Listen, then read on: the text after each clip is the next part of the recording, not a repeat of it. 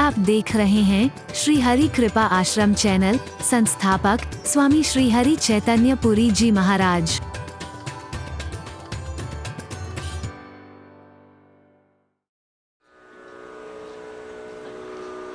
हर तरफ से जब व्यक्ति भयभीत हो जाता है, त्रासित हो जाता है, उसकी शरण में आता है। अगर वहां डरेगा तो फिर कहां जाएगा?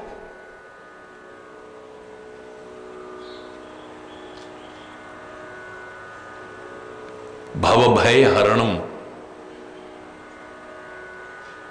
ये तो भव भय को भी हरण करने वाला है, सारे भय का हरण करने वाला है। अब हमें काहे का डर है? तू है ना हमारे साथ। भय नहीं, सोच नहीं, चिंता नहीं, फिक्र नहीं, मस्ती ही मस्ती है, क्योंकि है हमारे साथ कोई। जिस दिन ये दृढ़ता से आ गया, टेंशन नहीं, हाय क्या होगा, कैसे होगा, ये होगा, बेटा मेरे सिर पे है। मैं अपना कर्म करूंगा, अपना कर्तव्य करूंगा, अपने प्रयास करूंगा, बाकी सब तेरे ऊपर छोड़ दिया है। फिर डर भी नहीं है मन में। अगर ये सारे हैं जीवन में, इसका तात्पर्य अभी विश्वास में कहीं ना कहीं कमी है। हरि बोल।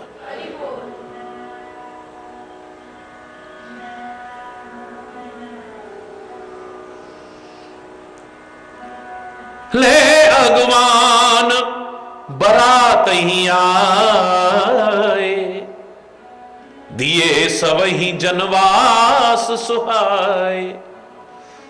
बारातियों को, सबको जो अगवानी करने गए थे वो लेकर के आए, जनवासे में अच्छी तरह से ठहराया। मैना ने भी बड़ी शुभ आरती संवारी है।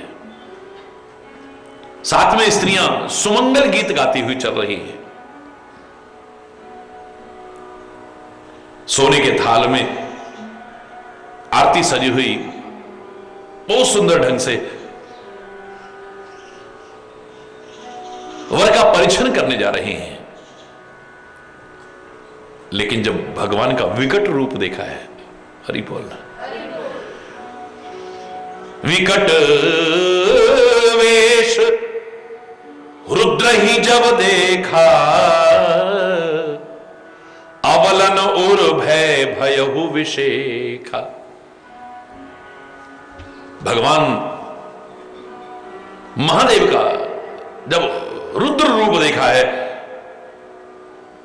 बड़ा विकट वेश देखा है, तो स्त्रियों के मन में विशेष भय उत्पन्न हो गया है। भागी भवन पैठी अति त्रासा, अत्यंत डर के मारे भाग करके घरों में घुस गई हैं सब। भगवान शिव जनवासे में स्वयं पहुंच जाते हैं। अब मैना के हृदय में बहुत भारी दुख होता है। पार्वती को बुलाया, बहुत ही स्नेह के साथ में अपनी गोदी में बिठाया है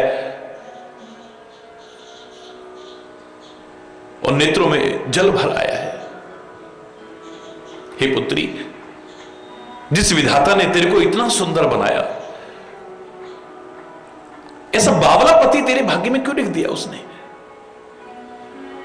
कसकीन बर बोराह विधि, जिहि तुम ही सुंदरता दई। जो फल चहि सुर तरहि सो, बरबस बबूर ही लागहि।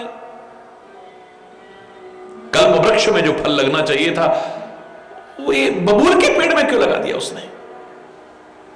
तुम सहित गिरते गिरो, पावक जरो, जल निधि महु परो। मैं तुम्हारे सहित पर्वत से छलांग लगा दूंगी,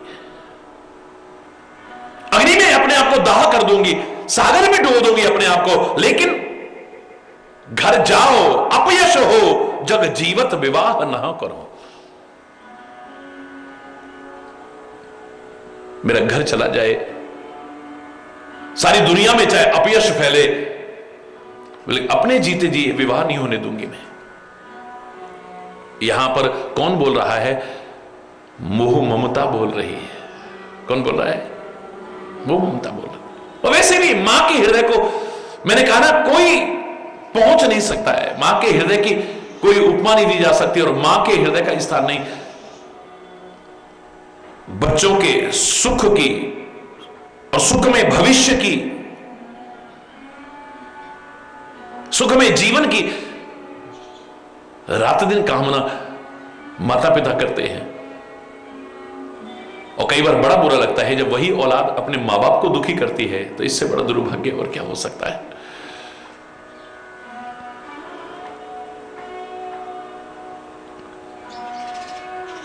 जीवन और मौत के बीच झूलते हुए जो जन्म देते हैं हमें,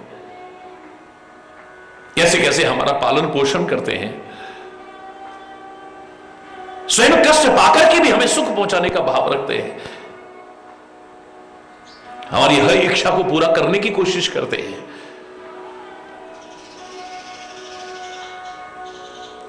कदम कदम पर हमारे जीवन का भार उठाते हैं। जो वृद्धावस्था में जब हम उन्हें भार लगने लगते हैं, कैसा लगता होगा।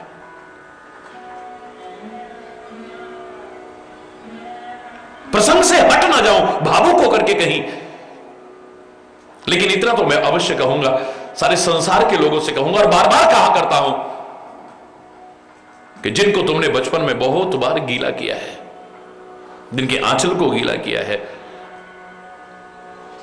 जिनके बदन को गीला किया है, गंदगी से गीला किया है, अब बुढ़ापे में दुख से उनकी आंखों को गीला करने की कोशिश मत करो।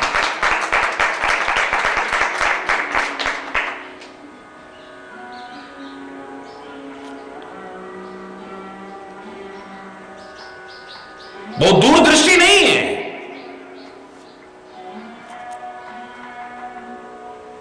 लेकिन इतना तो निश्चित है, इस सब के पीछे भी भाव यह है कि मेरी बच्ची को कहीं दुख ना हो। बाल्यावस्था में मैं एक जगह पर सुनने गया और एक व्यक्ति ने जब एक उदाहरण सुनाया ना, वो सच उदाहरण है या झूठ, मैं इस विवाद में नहीं पड़ूंगा और इस बहस में भी नहीं पड़ूंगा, लेकिन सच जानिए मेरे रोंगटे खड़े हो गए थे। कहते कि कोई व्यक्ति झूठे प्यार में किसी के वश में हो गया, झूठे प्यार के एहसास में, जिससे प्यार करता था वो उसी प्रेमिका कहने लगी, अगर तू मुझसे सच्चा प्यार करता है ना तो अपने मां का कलेजा निकाल के ले आ, मेरे प्रेम की परीक्षा है, तू क्या कर सकता है। बोले जो तू कहे मैं वो करने को तैयार हूं। बोले अपने मां का कलेजा निकाल के ले आ। और अंधा हो चुका वो नवयुवक कहते अपने घर में गया, रात्रि का समय था, मां सोई हुई थी, रसोई में जाकर के चाकू लिया, सीने को फाड़ दिया। सोते हुए वो चिल्ला रही है, लेकिन ऐसे हाथ मार करके जानवरों की तरह कलेजा निकाल करके और पागल होकर के भागा जा रहा है अपनी प्रेमिका को खुश करने के लिए।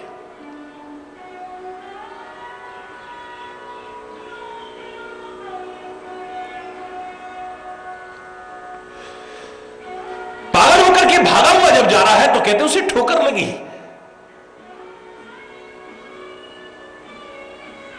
नीचे गिर पड़ा।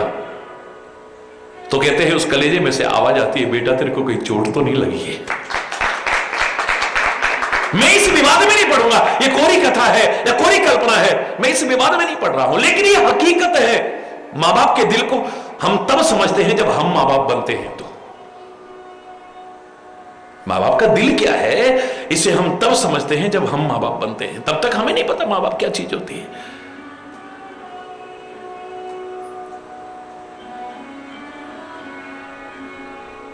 कहते हैं ना गांव में एक झोपड़ी, बारिश का समय करीब आने वाला था और आजकल बड़ी लू चल रही थी तो टूटी हुई थी, तो ऊपर जवान एक नवयुवक उसको ठीक कर रहा था झोपड़ी को। बुढ़ा बाप आया, बोले बेटा दोपहरी का समय है, लू चल रही है, बीमार पड़ जाओगे, नीचे उतरा। पापा काम करने दो, ना खुद करते ना मेरे को करने देते, काम कर बेटा प्लीज, लू लग जाएगी तेरे को, नीचे उतर आती। अब शब्द कहने लगा हो,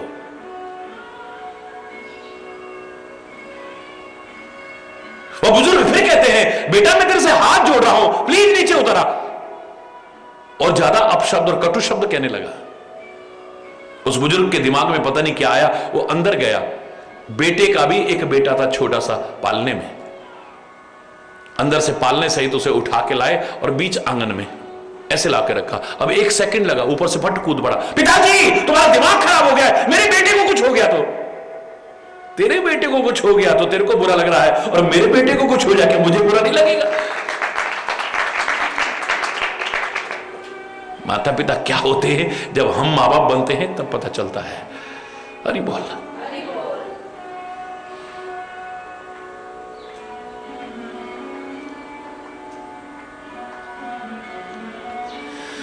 लाख जन्म लेकर के भी इनका ऋण चुका नहीं सकते हैं हम। हां, जिनका जीवन ऊंचा उठा है वो उससे बड़े कर्तव्य का पालन करके, उससे बड़े ऋण को उतार करके इन ऋणों से स्वाभाविक मुक्त हो जाता है।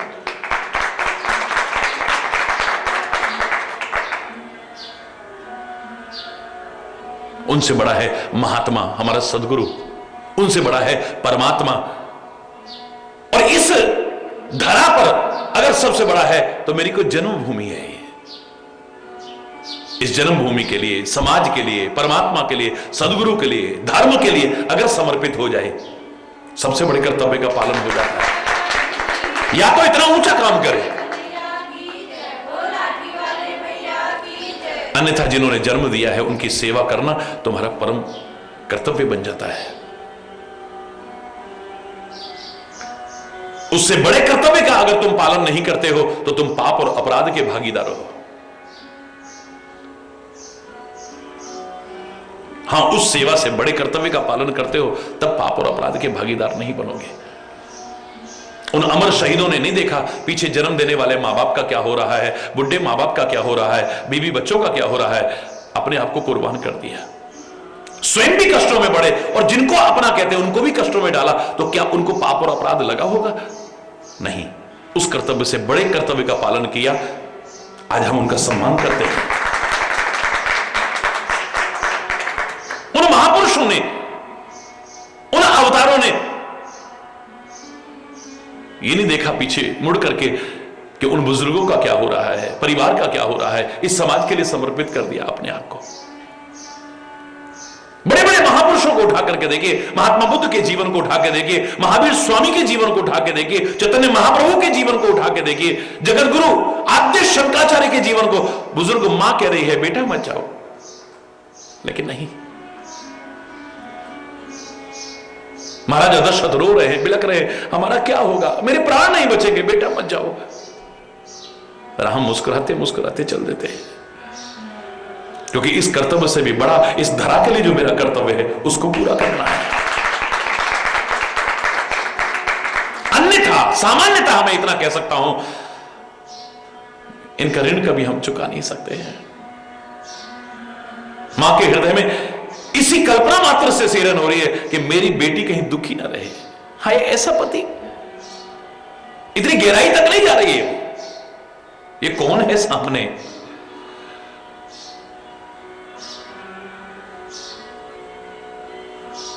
इतनी सुंदर, इतनी प्यारी मेरी बच्ची, कल्प वृक्ष में जो फल लगना चाहिए था ये बबूल के साथ लग रहा है। चाहे सारी दुनिया में मेरा अपयश हो, चाहे मेरा घर रहे न रहे, लेकिन अपने जीते जी ये विवाह नहीं होने दूंगी मैं। भई विकल अबला सकल दुखित देख गिरिनारे, कर विलाप रोदत वदते सुता स्नेह समार। उनकी दशा देख करके सब रोने लग गए। नारद कर में काह बिगाड़ा, क्या बिगाड़ा था मैंने नारद का? हम तो उसे गुरु समझे बैठे थे, लेकिन उसे मेरी बेटी को क्या पट्टी पड़ाई। इस पति को पाने के लिए इसने प्रयास किया। भवन मोर जिन बसत उजारा, हम जिन्हें गुरु समझे बैठे थे उन्होंने हमारा बसता हुआ घर उजाड़ करके रख दिया। ऐसा उपदेश दिया है पार्वती को, इस बावले पति के लिए तपस्या कर रही थी वो। हकीकत है नारद जिन्हें मैं गुरु समझे बैठी थी, उनके मोह माया तो खुद है नहीं कोई, उदासीन है, न कोई घर है, न कोई परिवार है। वो क्या समझेंगे किसी के दुख दर्द को?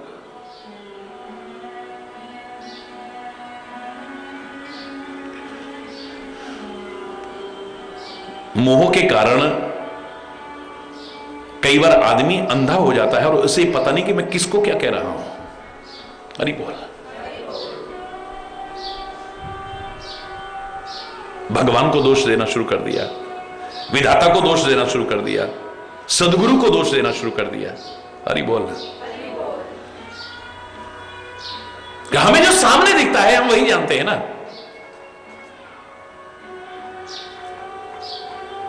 वास्तविकता क्या है हम तो उसको जानते नहीं हैं। और जो सामने होता है, जो सामने दिखता है, उसी से कई बार हमारी अश्रद्धा हो जाती है। आगे क्या है हम नहीं जानते हैं, हम नहीं पहचानते हैं।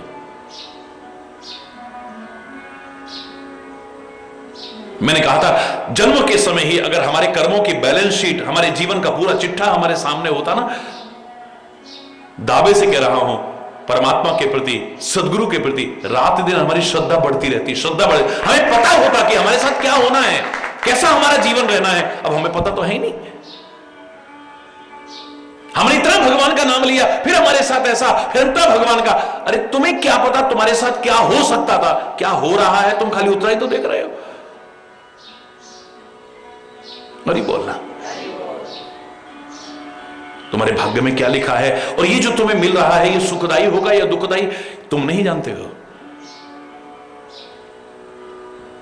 कई बार ऐसा देखा गया है कि हम देखते हैं रास्ता अच्छा है इससे चलते हैं, हमें नहीं मालूम था कि 1-2 किलोमीटर अच्छा बना हुआ है, आगे तो बियावन जंगल है, उबड़ खाबड़ रास्ता है, कांटे और कंकर हैं सारे, हम जानते ही नहीं।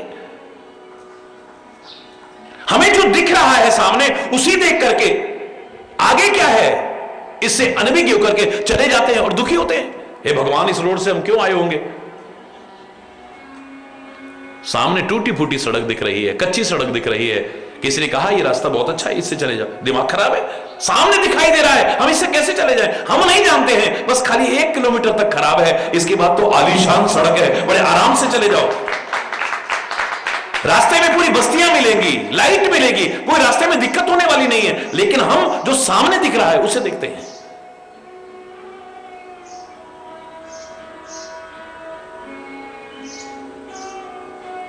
बोलना पैर में कांटा भी चुभ गया, हमारी श्रद्धा खत्म हो जाती है।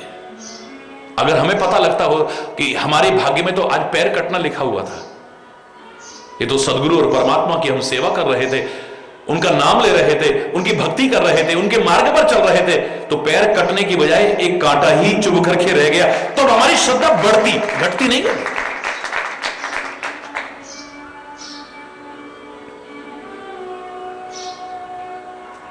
अज्ञानता ही है, वो दिव्य दृष्टि न होने के कारण ही, न जानने के कारण ही हमारे मन में एकदम से ऐसे भाव आ जाते हैं, विधाता को दोष दे रहे हैं, कल्प वृक्ष में जो फल लगना चाहिए था तूने बबूल में, यानी भगवान शिव को बबूल कह रही है। हरि बोल।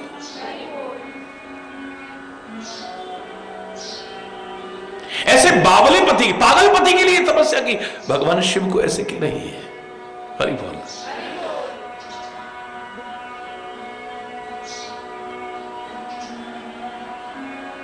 मैं जिन्हें गुरु समझे बैठी थी उन्होंने मेरा घर उजाड़ दिया, ऐसे कह रही है। इनके खुद तो मोह माया को है नहीं, ना इनका कोई परिवार है, ना कोई पत्नी है, ना कोई घरबार है, ये क्या समझेगी क्या होता है, ऐसे कह रही है। हरि बोल।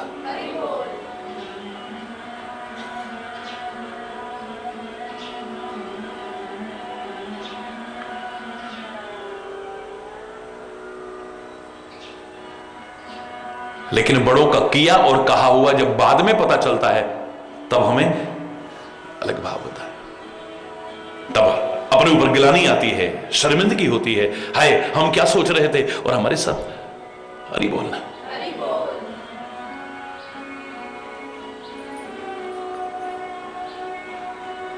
पर घर घालक लाज न भीरा, वो एक वो दिन था, दौड़ करके गए, जैसे नारद जी आए हैं, चरणों में गिरे हैं, चरण पखारे हैं, सारे घर में सिंचन किया है, आचमन लिया है और बेटी को लाकर के चरणों में डाल दिया। महाराज इसका भविष्य बताओ।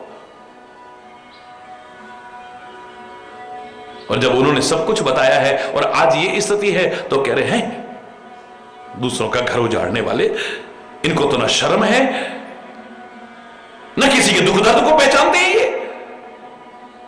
माझ की जान प्रसव के पीरा।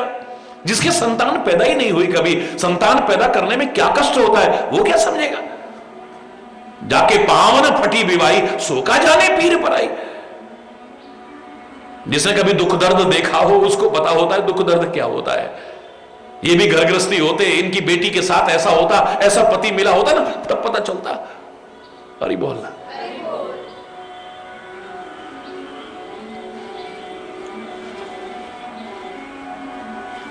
सबसे बड़ी जिम्मेदारी जाती है ऐसे में जो विचारशील हो, उनके मन के भ्रम को दूर करे। लेकिन यहां पर कौन करेगा?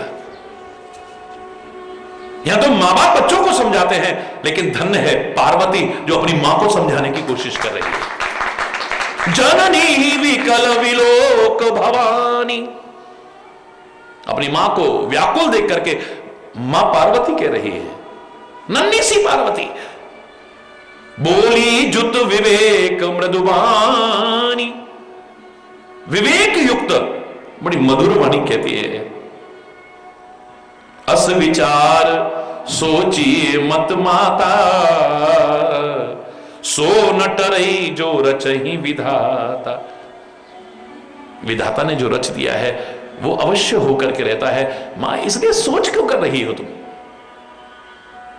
अगर मेरे भाग्य में बावला पति लिखा है तो फिर नारद को या विधाता को उनको दोष लिख देंगे। मेरे भाग्य में जो लिखा है मुझे मिलेगा तो वही ना, औरों को दोष मत लगाओ। को न काहू सुख दुख कर दाता, जो लक्ष्मण जी ने कहा था, याद करो निषाद से, क्या कहा था? को न काहू सुख दुख कर दाता, निजकृत कर्म भोग सब भ्राता। ये जो एक दूसरे पर दोषारोपण है, और एक दूसरे पर क्या, हम तो भगवान को दोषारोपण करते हैं, गुरु को दोषारोपण करते हैं। अरे उनकी तो बात छोड़िए, कोई भी किसी को सुख दुख नहीं दे सकता है। या तो सब अपने अपने कर्मों का फल भोगा जाता है। अपने कर्मों के कारण ही भाग्य बनता है, और जो मेरे भाग्य में लिखा है उसे कौन टालेगा? तुम सन मिटहि की विधि के अंका, क्या तुम विधाता के लिखे हुए को मिटा सकते हो? अरे माथे व्यर्थ जन लेहे कलंका। हे मां, बेकार में कलंक मत लो अपने माथे पर कि विधाता को गाली दे रही हैं, सदगुरु को गाली दे रही हैं। क्यों अपने माथे पर कलंक ले रही हो? क्यों अपने आप को पाप का भागीदार बना रही हो तुम? कौन समझा रहा है? बेटी समझा रही है। हरि बोल।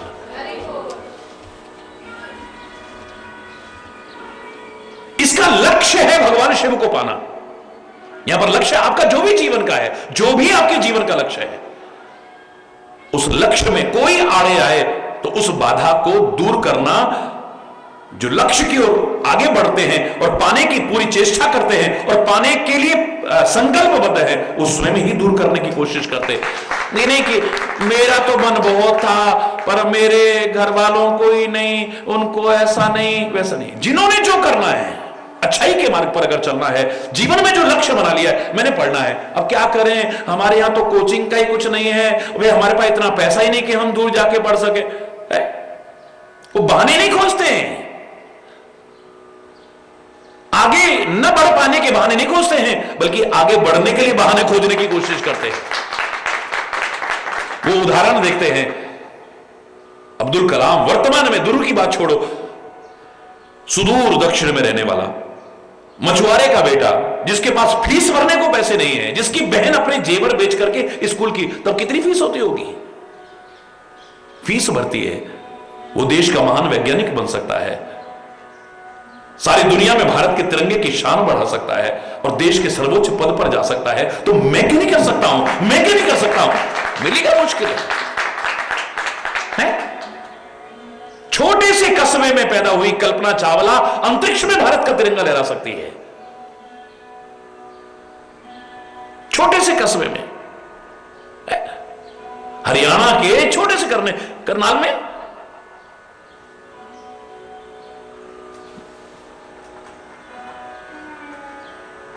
क्यों नहीं कर सकते हैं?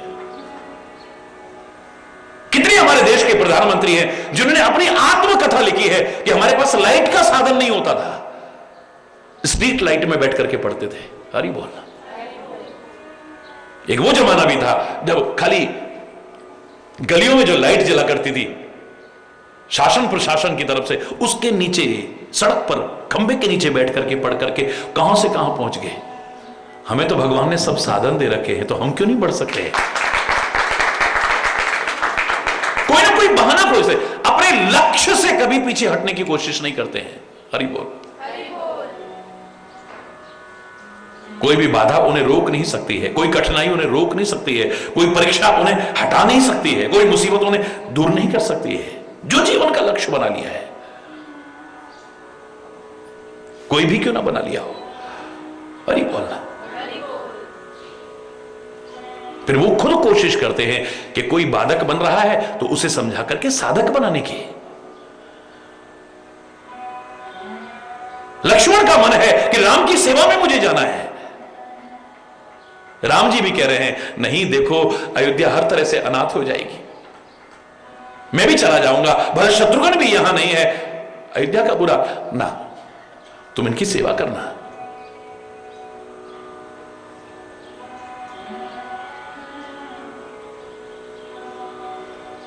मां सामने है, कहते हैं फिर ठीक है, शरीर यहां रहेगा लेकिन प्राण तो राम के साथ चले जाएंगे। मां ने देखा कि अगर इसे मैंने जबरदस्ती रोका, इसके प्राण बचने वाले नहीं हैं, इसलिए उस मां को हम खाली मां नहीं कहते हैं, सुमित्रा कहते हैं। सुमित्र यानी अपने बच्चों की अच्छी मित्र बन जाती है, उनके दिल के हालात को समझने की कोशिश करती है, एक अच्छे मित्र की तरह।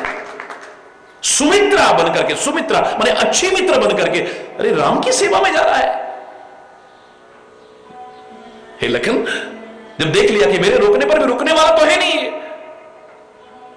हे लखन, आज से राम ही तुम्हारे पिता है, मां जानकी ही तुम्हारी मां है। यहां रहकर के पता नहीं सेवा का मौका मिलता ना मिलता, कितना मिलता। अगर महाराज के सिंहासन पर बैठ जाते राम, जंगल में तो तुम अकेले होगे, बेटा ऐसा सेवा का मौका हाथ से मत जाने दो, जाओ तुम, सहर्ष भेजती हूं तुम्हें, हंसते हंसते भेज दिया है सेवा, जाओ राम की सेवा करो। ये सौभाग्य कहां मिलेगा?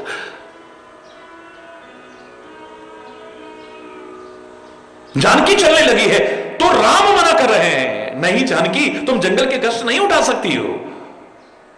जंगल में तो हिंसक जीव होते हैं, राक्षस भी वेश बदल करके घूमते हैं, दुख पाओगी। प्रभु, यहां के सुख आपके वियोग में दुख के समान है, और आपका साथ अगर मिला रहा ना, वो दुख भी मेरे लिए सुख के जैसे है। अयोध्या में इतने सुख हैं, यहां का भी मन ना लगे तो जनकपुर चली जाना, लेकिन जंगल में नहीं। बोले आपको छोड़ करके मुझे सुख कहां है? हरि बोलना।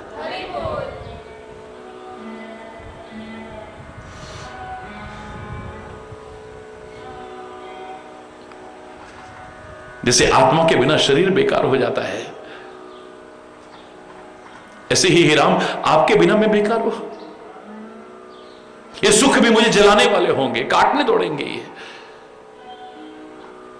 आपका साथ पाकर के तो वो जंगल के कष्ट भी मेरे को अनंत सुखों के जैसे होंगे। अपने से दूर मत करो मुझे। स्वयं बहाने नहीं खोजते हैं सेवा से विमुख होने के, बल्कि सेवा की ओर उन्मुख होने के लिए बहाने तैयार करते हैं। अरे वो यहां स्वयं समझा रही है, अपनी मां को समझा रही। कौन समझा रही है? पार्वती समझा रही है, हे मां, क्यों अपने सिर पर पाप लेती हो? विधाता को दोष देती हो, भगवान ने किस्मत में क्या लिख दिया, ऐसा करे। किस्मत भगवान कैसे लिखता है? सब हमारी कर्मों के कारण लिखा हुआ है। कौन किसी को सुख दुख दे सकता है? कभी नारद जी को दोष देती हो, ना ना, वो सदगुरु हैं, पूजनीय हैं, उनके प्रति ऐसे भाव तुम्हारे मन में आए कैसे? मां तू व्यर्थ जन ले हो कलंका, क्यों अपने सिर पर कलंक ले रही हो? जन ले हो मात कलंक करुणा परिहरो अवसर नहीं। ये रोना धोना छोड़ो मां, ये रोने धोने का अवसर नहीं है।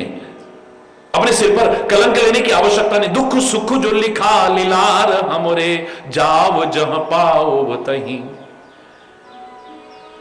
अगर हमारी किस्मत में जो सुख और दुख लिखा है कहीं भी भेज देना, वही मिलेगा हमें। हरि बोलना। सुनी उमा वचन विनीत कोमल, सकल अबला सोचहि। पार्वती के इन वचनों को सुन करके जितनी भी रो रही थी या डर रही थी अबलाएं, वो सारी सोचने पर मजबूर हो गई। बहुभांति विधि लगाए दूषण, नयन बार विलोचहि। लेकिन फिर भी विधाता को दूषण देती हुई, उसको दोष देती हुई अपनी आंखों से जल बरसाती हैं। उसी समय नारद जी वहां पहुंच गए हैं, सप्तऋषि भी वहां पहुंच गए हैं।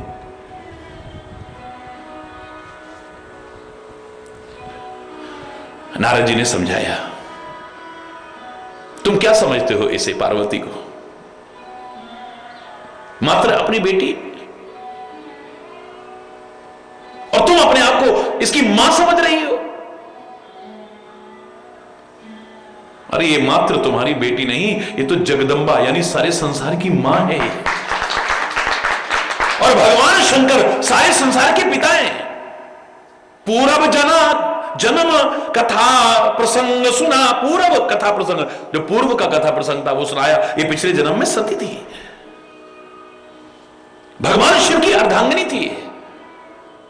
इससे गलतियां हुई हैं, अपनी गलतियों के कारण ये भगवान शिव से दूर हो गई थी। लेकिन मरते समय इसने यही वरदान चाहा था कि अब ये गलतियां मुझसे दोबारा ना हो।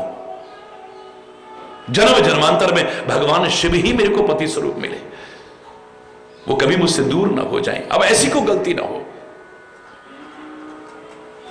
और इसी अंत समय की कामना के कारण इस बार ये पार्वती के रूप में उत्पन्न हुई है।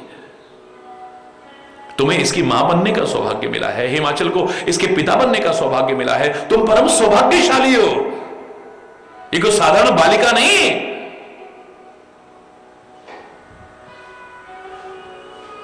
ये तो भगवान शिव की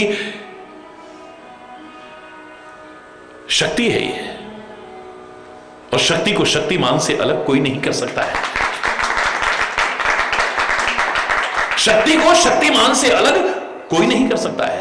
इसलिए आप व्यर्थ का प्रलाप मत करिए। जगदंबा तब सुता भवानी, तेरी बेटी जगदंबिका है ये सारे संसार की मां है। अजा, तुम्हें लग रहा है कि मैंने पैदा किया है, ये तो अजन्मा है। अनादि, इसका आदि तो तब होगा जब कभी अंत हुआ। ये विभिन्न लीलाएं अवश्य की है, लेकिन ये अनादि है। शक्ति अविनाशिनी शक्ति है ये, और सदा शंभु अर्धंग निवासिनी, ये तो हमेशा हमेशा से भगवान शिव के वाम भाग में विराज रहने वाली है। अर्धांगिनी है उनकी। जग संभव पालन लयकारिणी, निज इच्छा लीला बपुधारिणी। ये सारे संसार की उत्पत्ति की कारण है, पालन की कारण है, संहार की कारण है ये। और ये अपनी इच्छा से शरीर धारण करती है। ये नहीं कि तुमने इसे पैदा कर दिया हो। ये पहले दक्ष के घर में पैदा हुई थी, बड़ा सुंदर शरीर तब भी इसने पाया था, सती इसका नाम था। वहां भी भगवान शिव से ही इसका विवाह हुआ था, सारा संसार जानता है। एक बार भगवान शिव चले आ रहे थे और ये उनके साथ में थी, और उधर से भगवान श्री राम सीता के विरह में विलाप करते हुए आ रहे थे। इसके मन में मोह पैदा हो गया था, भ्रम पैदा हो गया था। भगवान शिव के कहने को भी इसने नहीं स्वीकार किया। ये जानती है कि भगवान शिव साक्षात परमात्मा है, और उन्होंने कहा कि ये परमात्मा है जो सामने आ रहे हैं। उन्होंने सत्यचित आनंद स्वरूप कहकर के प्रणाम भी किया, लेकिन इसके मन में भ्रम हो गया, ये भगवान हो ही नहीं सकते हैं।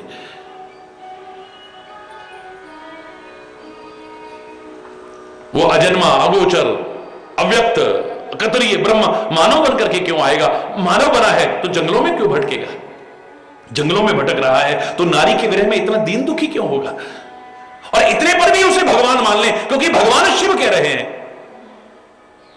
तो भगवान तो अंतर्यामी है, क्या इनको यह पता नहीं कि मेरी सीता कहां है?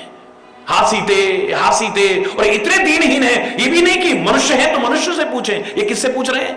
हे खग मृग, हे मधुकर श्रेणी, तुम देखी सीता मृग नैनी।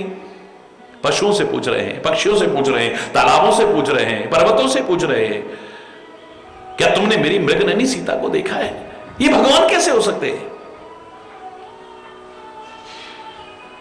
इसके मन में भ्रम पैदा हो गया था। और भगवान शिव का कहना न मानने के बाद इसने सीता का रूप धारण कर लिया था। इसने सीता का वेश धारण किया। इसी अपराध के कारण भगवान शिव ने इसका परित्याग कर दिया था। और भगवान के विरह में इसने पिता के यज्ञ में जाकर के योगाग्नि में अपने शरीर को भस्म कर दिया था। अब तुम्हारे घर में जन्म लिया है, नहीं अवतार लिया है इन्होंने, निज इच्छा। ये भगवान भी निज इच्छा निर्मित तन माया गुण गो पार। माया गुण और इंद्रिय इन सब से परे हैं। ये हमारा जन्म अपने कर्मों के वशीभूत होता है, लेकिन ये निज इच्छा, अपनी इच्छा से अवतार लेते हैं। जितने भी महापुरुष हैं अपनी इच्छा से अवतरित होते हैं, किसी कर्मवश नहीं है कि इनका वो कर्म फल बाकी रह गया उसको भोगने आ रहे हैं बार बार। ना ना ना ना ना। हाँ, अवतार भी लेते हैं तो किसी को माता पिता का गौरव प्रदान करते हैं। ये तुम्हारे लिए सौभाग्य है कि तुम्हें माता पिता कहलाने का गौरव मिला है। भगवान भी अवतार लेते हैं तो अपने किसी को माता पिता कहलाने का एक सौभाग्य दिया है। बड़े बड़े महापुरुषों ने भी किसी को माता पिता कहलाने का गौरव प्रदान किया है, लेकिन इसका तात्पर्य यह नहीं है कि उससे उनकी प्रभुता कम हो जाती हो।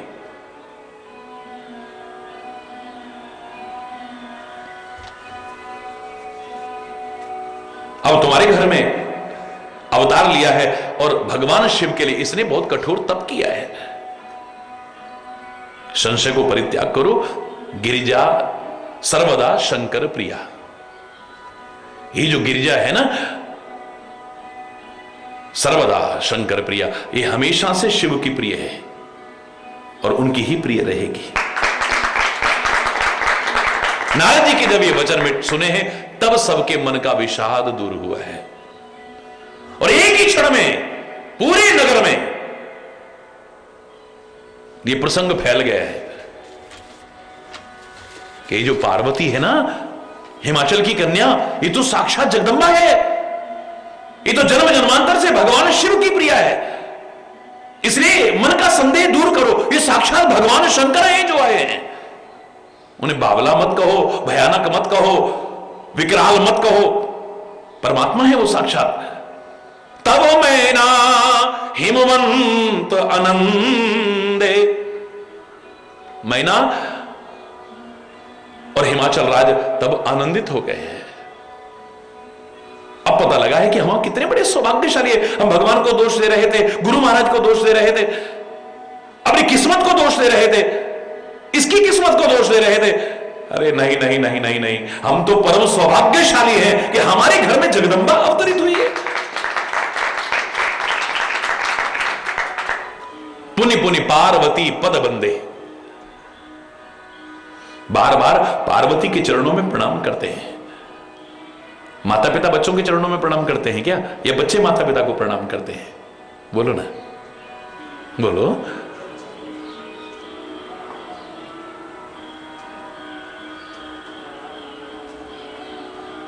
जब दिव्यताएं इतनी बढ़ जाती हैं तब लौकिक स्तर नहीं रह जाता है, लौकिक संबंध नहीं रह जाता है।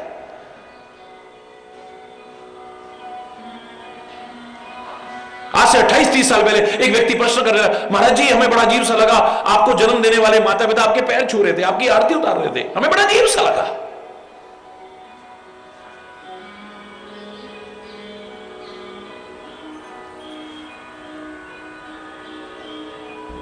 तब आध्यात्मिक क्षेत्र में ऊंचाइयों की ओर व्यक्ति चलने लगता है, फिर लौकिक रिश्ता और संबंध नहीं रह जाता है। वो मोह ममता के रिश्ते अगर वहां से रस्सी काट के नहीं आए, इधर आगे बढ़ ही नहीं सकते हो आप। वो रिश्ता तो है ही नहीं है। यहां तो एक आध्यात्मिक संबंध है, वो शारीरिक संबंध तो वही उसी दिन खत्म हो गए जिस दिन छोड़ के निकले थे। यार ये बोलना,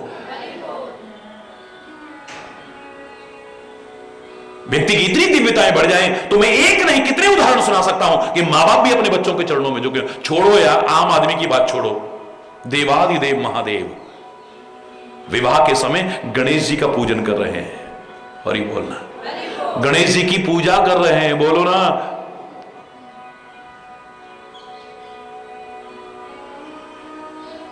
बेटे की पूजा नहीं है, ये दिव्यताओं की पूजा है, विशेषताओं की पूजा है, गुणों की पूजा है।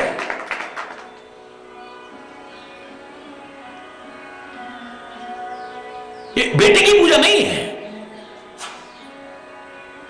हिमाचल और मैना आज पार्वती के चरणों में गिर रहे हैं, एक बार नहीं बार बार चरणों में गिर रहे हैं। तब मैना हिमवंत आनंदे पुनि पुनि पार्वती पदबंदे, बार बार चरणों में गिर करके वंदना कर रहे हैं। हम जिसे साधारण बालिका समझ करके मोह के कारण रो रहे थे, बिलक रहे थे, वो तो सारे संसार को पैदा करने वाली मां है, जगदंबा है। धन्य है हमारे सौभाग्य जो हमें इनके माता पिता बनने का अवसर मिला है। ये तो सारे संसार के माता पिता है।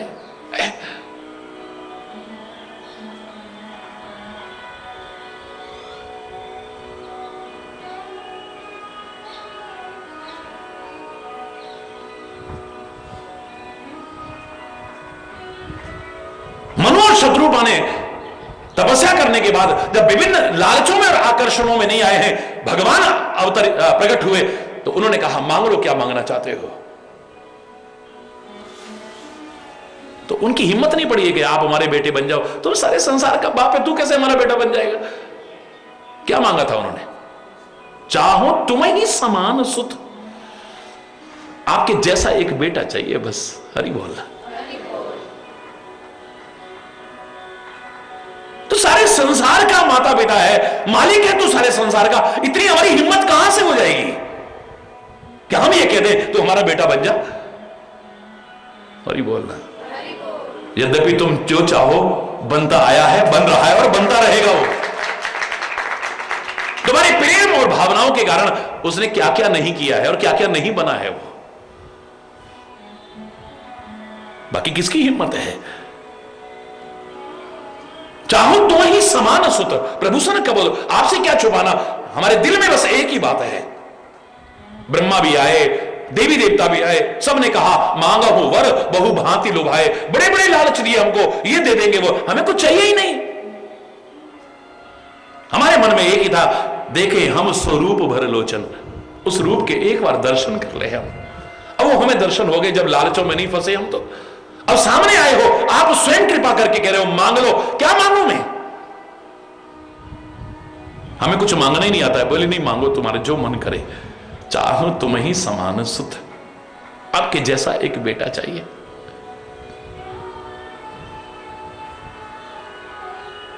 भगवान कृपा करके कहते हैं, ये उनकी कृपा का परिणाम है।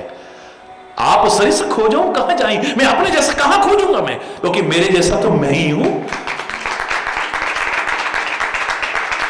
आप सरिस खोजो कहां जाई, नप तब तने में हो मैं आई। हे राजन, आपका बेटा मैं खुद बन करके आऊंगा ना। बोले हमारी तो हिम्मत ही नहीं पड़ेगी आपको बेटा कहने की, जगत पिता हुआ। अगर आपने वरदान दिया है, एक वरदान मांगने को कहा, हमने मांग लिया, अब तो हमारी इच्छा हो रही है, हम एक वरदान और मांगना चाहते हैं। या जबरदस्ती मांगा है दूसरा वरदान, क्या पिरोया है रामायण में। अगर आपने इतना सुंदर वरदान दिया है, इतनी कृपा की है, तो एक कृपा और कर दो, शुद्ध विषयक तब पद रति हो।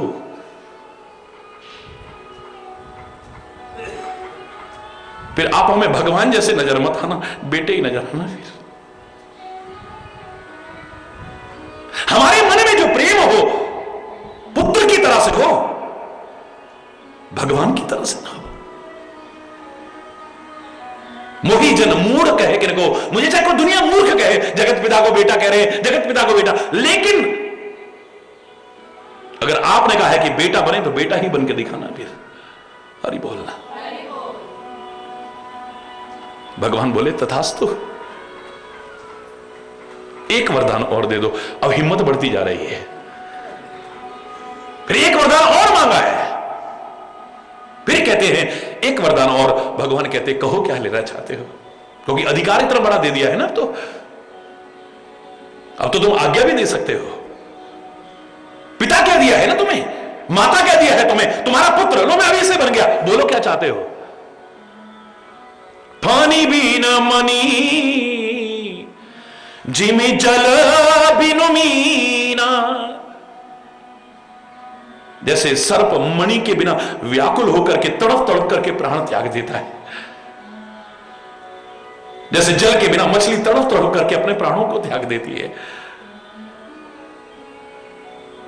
ऐसे ही परमात्मा जब तक तुम साथ रहो तो प्राण रहे, तुम्हारा वियोग जरा सा भी हो जाए तो फिर प्राण न रहे तुम्हारे। और भगवान ने सब सत्य सिद्ध करके दिखाया है। स्वयं भगवान अवतार लेकर के बेटा बनकर के आए हैं, पहला वरदान पूरा किया, लेकिन अवतार लिया है तो चतुर्भुज रूप में प्रकट हुए। मां तो भगवान की तरह स्तुति करने लग गई है। भय प्रगट कृपाला दीन दयाला कौशल्या हितकारी हर्षित महतारी मुनि मनहारी अद्भुत रूप निहारी लोचन अभिरामा तन घन श्यामा निज आयुध भुजचारी नयन विशाला। क्या देखते ही रह गई, बस स्तुति करे जा रही है, स्तुति करे जा रही है, स्तुति करे जा रही है। भगवान बोले मेरे से तो कह रहे थे कि बेटी की तरह ही प्यार करें।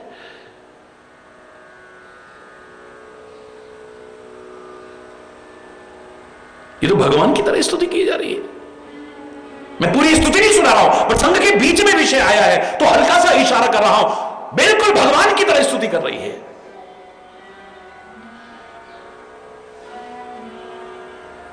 प्रभु ने प्रभाव डाला अपने, मां की बोली रुक गई है वहीं पे, जो स्तुतियां कर रही थी वो बंद हो गई है। माता पुनि बोली, जो मैं कहना चाह रहा था असल में, सो मति डोली, वो जो मति थी, हा भगवान, हरि बोल, जोर से बोल,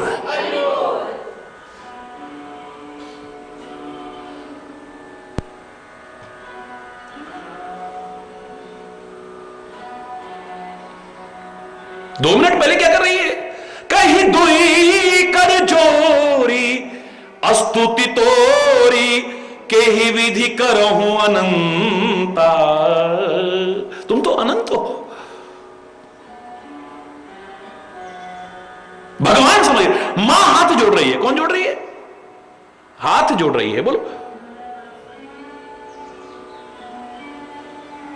कह दुई कर जोरी स्तुति तोरी के ही विधि करहूं अनंता। माया गुण ज्ञानातीत अमाना वेद पुराण भनंता।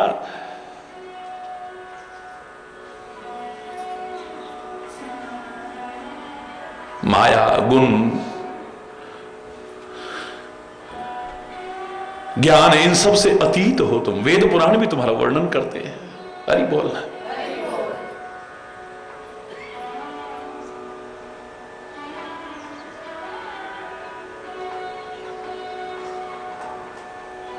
सारी स्तुति ऐसे जैसे भगवान की स्तुति हो रही है। भगवान बोले तब तो मेरे से वरदान ऐसा मांगा, और आज भगवान कृपा करके प्रभाव डालते हैं। मां की वाणी बदल गई, सब भूल गई जो सो करो अघारी चिंता हमारी। आनी भगति ने पूजा, हम भक्ति नहीं जानते, पूजा नहीं करते। हे अघारी यानी पापों का हरण करने वाले, नष्ट करने वाले, हमारी भी हरि बोलना। भगवान ने जब प्रभाव डाला तो माता पुनि बोली, द्वारा बोली है, यानी रुक गई बीच में बोलते बोलते। माता पुनि बोली सो मति डोली, अभी तक जो मति थी डोल गई। माता पुनि बोली सोमति डोली तजहु तात यह रूप। छोड़ो इस रूप को, अभी तक बड़ा अच्छा लग रहा था, अब नहीं अच्छा लग रहा।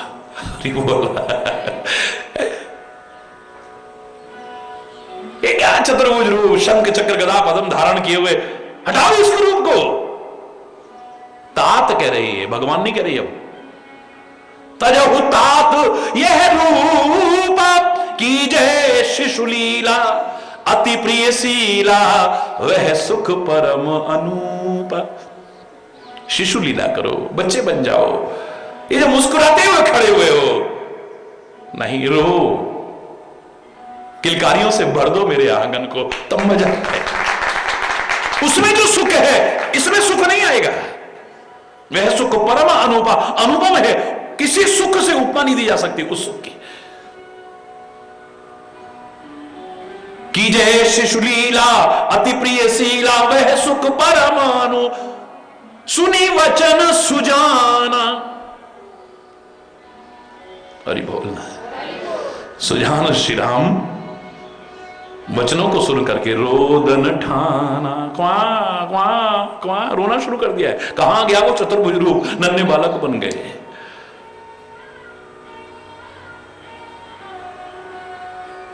सुनी वचन सुजाना रोदन ठाना होए बालक सुरभूपा। यह चरित जगावई हरि पद पावई तेन परई भवकू।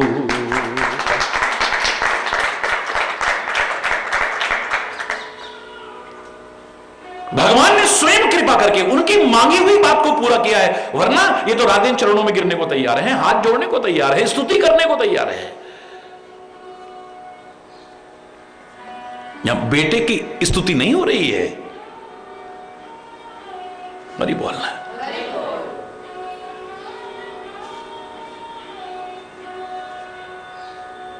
उनके प्रभुत्व की स्तुति हो रही है, उनकी दिव्यताओं की स्तुति हो रही है, उनके गुणों की स्तुति हो रही है, उनकी मर्यादाओं की स्तुति हो रही है, उनकी महानता की स्तुति हो रही है, बेटे की स्तुति। हरि बोलना।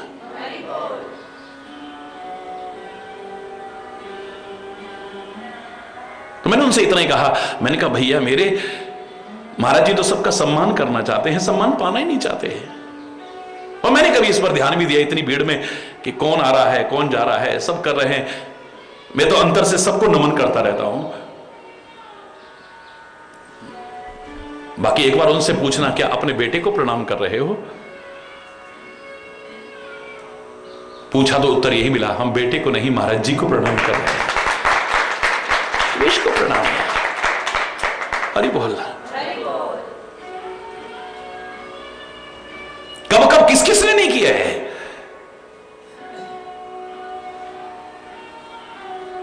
सबसे मुश्किल काम है ये, सबसे मुश्किल काम है। इतना सरल नहीं, असंभव नहीं है, क्योंकि बहुतों ने किया है, लेकिन इतना सरल नहीं है कि कल तक जो हमारे चरणों में झुकते हो आज हम उनके चरणों में झुक जाएं। सबसे मुश्किल काम है। शायद इसीलिए संत महापुरुष उसके बाद में जन्मभूमि में नहीं जाते थे, क्योंकि अनजाने में लोग पाप और अपराध के भागीदार बन जाते, अनजाने में। चाहे कितनी भी दिव्य आत्मा हो, कितनी भी महान आत्मा हो, लेकिन अपनी जन्मभूमि में गोस्वामी तुलसीदास जी महाराज भी जब इतना मान सम्मान और इतना प्यार पाने के बाद, समाज के द्वारा इतनी प्रतिष्ठा पाने के बाद अपनी जन्मभूमि में पहुंचे थे, दोहावली में लिखा है उन्होंने, तुलसी कबहू न जाइए भूले से निज गांव, तुलसी तुलसी दासते भयो तुलसिया ना हो। इस वेश में आने के बाद में कभी जन्मभूमि में मत जाना, तुलसी कह रहा है। लोगों ने कहा परम पूज्य गोस्वामी तुलसीदास जी महाराज पधार रहे हैं, वही तुलसिया तो है, मस्जिदों के बाहर पड़ा रहता था, बंदरों के बचे हुए चने खाता था। हरि बोलना, जोर से बोलना।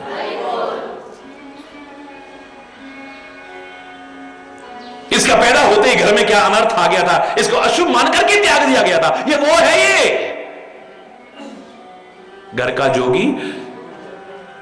लेकिन मेरे शायद तो अभिमानवश नहीं कह रहा, प्रशंसा के लिए नहीं कह रहा, एक अलग और अलौकिक उदाहरण होगा आपके महाराज जी का, कि शायद सारी दुनिया में जो प्यार और सम्मान है, गिने चुने ईर्ष्यालुओं की बात नहीं कर रहा, बाकी सबने यहां जो प्यार सम्मान दिया है उसके लिए मेरे पास कोई शब्द नहीं है।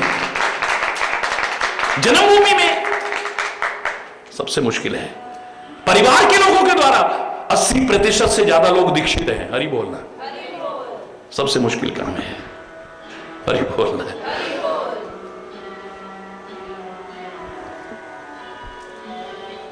क्योंकि भाव हमारा फिर वो नहीं रह जाता है, दूसरा भाव आ जाता है। पुनि पुनि पार्वती पद बंदे, माता पिता बार बार पार्वती के चरणों में। अब पार्वती को प्रणाम नहीं कर रहे हैं, अपनी बेटी को प्रणाम नहीं कर रहे हैं, अब पता लग गया है ये तो साक्षात जगदम्बा है, उसको प्रणाम हो रहा है, ये जगत माता को प्रणाम हो रहा है, आद्य शक्ति को प्रणाम, भवानी को प्रणाम हो रहा है, शिव की अर्धांगनी को प्रणाम हो रहा है। हरि बोलना। नारी पुरुष शिशु जुवा सयाने, नगर लोग सब अति हर्षाने। अभी तक सब जहां था डर के मारे घुसे पड़े थे, विधाता को गालियां दे रहे थे, नारद जी को गालियां दे रहे थे, भाग्य को कोस रहे थे, पता नहीं किस किस को कोस रहे थे, और सब हर्षित है। आहा, हमें क्या पता था, हमें क्या पता था, हाय हमारे नगर के भी कितने बड़े सौभाग्य हैं, ऐसी महान विभूति हमारे नगर में पैदा हुई है, साक्षात जगदम्बा ने अवतार लिया है। हरि बोलना।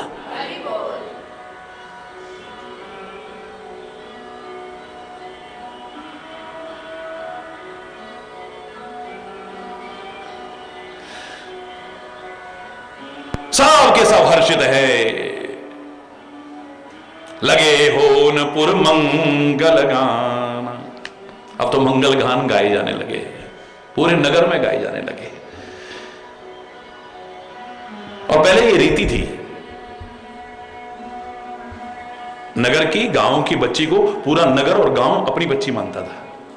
क्यों बोलो, ये ज्यादा पुरानी बातें नहीं है। और अभी भी कई जगह पर हमारे गांव की बेटी है, ये नहीं देखते थे ब्राह्मण है, क्षत्रिय है, वैश्य है, शूद्र है। अभी भी कई जगह पर लोग चर्चा है, अरे हमारे तो ससुराल वहां है, अच्छा वहां से आए हो तुम, अरे फिर तो तुम हमारे। हरि बोल।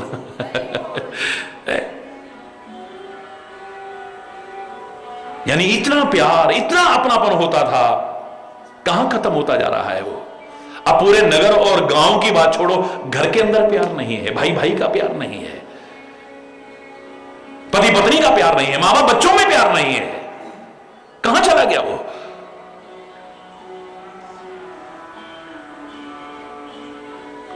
विशेष तौर से सारी सृष्टि की बात करने वाले, विशेष तौर से भारतवर्ष की जो रीति थी है, प्रीति जहां की रीति सदा, मैं गीत वहां के गाता हूं। प्रेम जहां की रीति थी, जहां रिश्ते ही अपनत्व और प्रेम के रिश्ते हुआ करते थे। कहते हैं स्वामी विवेकानंद ने जब अमेरिका में धूम मचाई ना, सारे उन्हें पहचानने लग गए थे। शाम को एक दिन भ्रमण करने गए, रास्ते में शमशान पड़ गया, कब्रिस्तान पड़ा। अचानक कब्रिस्तान में निगाह गई स्वामी विवेकानंद की। ये सच्ची घटना बताते हैं कि बिल्कुल ताजा ही किसी कब्र के ऊपर एक महिला बैठ करके और पंखा ऐसे कर रही है। विवेकानंद से रहा नहीं गया, विवेकानंद कब्रिस्तान के अंदर घुसे, जाकर के उस महिला को प्रणाम करने लगे। महिला ने पहचाना, ये तो वही स्वामी है। अरे ये क्या कर रहे हो? बोले हम हिंदुस्तान से आए हैं और हमारे हिंदुस्तान में पतिव्रता नारी की बहुत महिमा है। उस पतिव्रता नारी के सामने, अनुसुईया जैसी के सामने तो ब्रह्मा विष्णु महेश भी बोने हो जाते हैं, वो भी छोटे छोटे बच्चे बने, यानी बहुत छोटे लगते हैं। बहुत महान महिमा है पतिव्रता नारी की। और तू तो कितनी पतिव्रता आज के समय में, और वो भी अमेरिका में, ऐसे दर्शन होंगे मैंने नहीं सोचा था कभी। मरने के बाद भी तुम्हारा इतना प्यार कि उसकी कब्र पर तुम पंखा कर रही हो। वो कहती है ना तो मेरा इससे प्यार था, ना है, ना होएगा, तो फिर पंखा क्यों कर रही हो मरने के बाद भी? बोले हमारे यहां ना, हमारे कबीले उसमें ऐसे नियम है कि जब तक पहली कब्र नहीं सूख जाती ना, तब तक दूसरी शादी नहीं करते हैं। मेरा प्रेमी तैयार बैठा हुआ है, इसलिए मैं पंखा करके जल्दी जल्दी सुखा रही हूं, ये सूखे तो मैं दूसरी शादी करके अपना घर बसाऊं। लो, सारा उत्साह ठंडा पड़ गया विवेकानंद का। कहने लगा एक हमारा हिंदुस्तान ही है जहां प्यार और अपनेपन के रिश्ते होते हैं। सारी जिंदगी एक दुख कचोटता है, हमारा वो हमारा वो हमारा वो, यहां तो कोई रिश्ते ही नहीं है, कोई नाते ही नहीं है, ना बच्चों के मन में। और आज वही हिंदुस्तान में होता जा रहा है? हरि बोलना। पाश्चात्य संस्कृति का प्रभाव, अपसंस्कृति का प्रभाव यहां भी पूरी तरह से देखने को मिल रहा है, जो चिंता का विषय है, दुर्भाग्यजनक है। यहां रिश्ते सारे प्यार और अपनेपन के रिश्ते होते हैं। अब तो एक दूसरे को देखकर खुश नहीं है। हाँ, एक टाइम था कि अगर एक के घर में कहीं दुखद स्थिति है तो सारे नगर में दुखद स्थिति हो जाती थी। एक के घर में अगर खुशी है तो घर घर खुशियों से भर जाता था, हर घर खुशी से भर रहा है। एक के यहां मंगल गीत गाए जाते थे, हर घर में खुशी के मंगल गीत गाए जाते थे। लगे हो न पुर मंगल गान, खाली उनके घर के अंदर मंगल गान नहीं हो रहे, पूरे पूर्व में यानी पूरे नगर में मंगल गान हो रहे हैं। हरि बोल।